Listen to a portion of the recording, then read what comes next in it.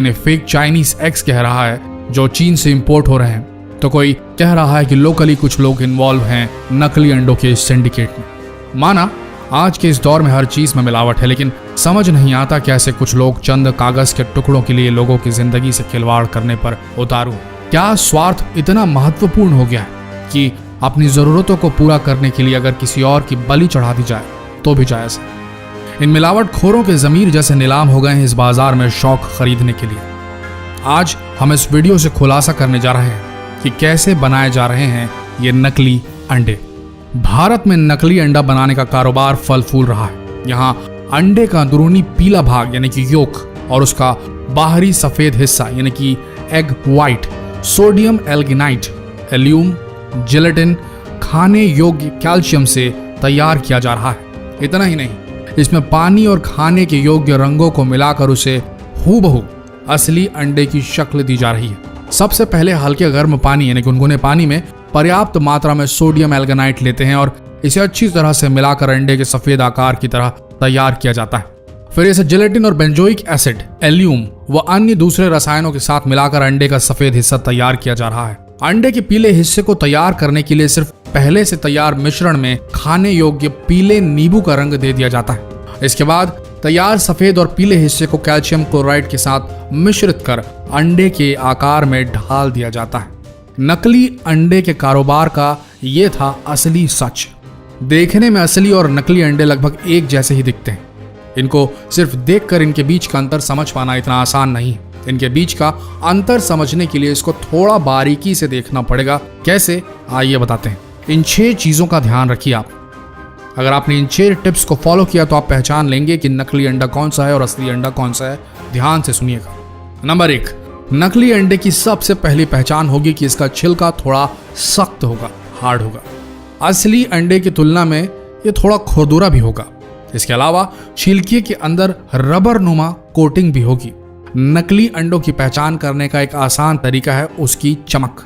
अगर आपको अंडे के छिलके उजले और अधिक चमकदार नजर आए तो समझ लें कि अंडे नकली हो सकते हैं, क्योंकि असली अंडों पर ज्यादा चमक नहीं होती। नंबर 2, अंडे के छिलके को देखने के बाद आप अंडे को फोड़िए। इसको फोड़ने पर इसके अंदर का पीला योक और सफेद हिस्सा बाहर निकलेगा। यहाँ आपको एक और चीज देखने को मिलेगी, वो ये कि नकली अंडे को फोड़ते ही उसे प्लेट में निकाल कर देखने पर इसका योक कुछ ही सेकंड में पिघलकर सफेद हिस्से के साथ मिलना शुरू हो जाएगा। वहीं असली अंडे का पीला योक तब तक नहीं पिघलता या फटता जब तक आप इसे खुद अपने हाथों से फेंटेंगे नहीं। नंबर 3, अगर आप अंडे को हिलाकर देखें तो असली अंडा कभी आवाज नहीं करेगा, जबकि नकली अंडे को हिलाने पर आप इसके अंदर से साफ आवाज आती सुन सकते हैं। नंबर 4, नकली अंडे के छिलके को जलाकर देखें तो इसका प्लास्टिक कोटिंग जल जाएगा।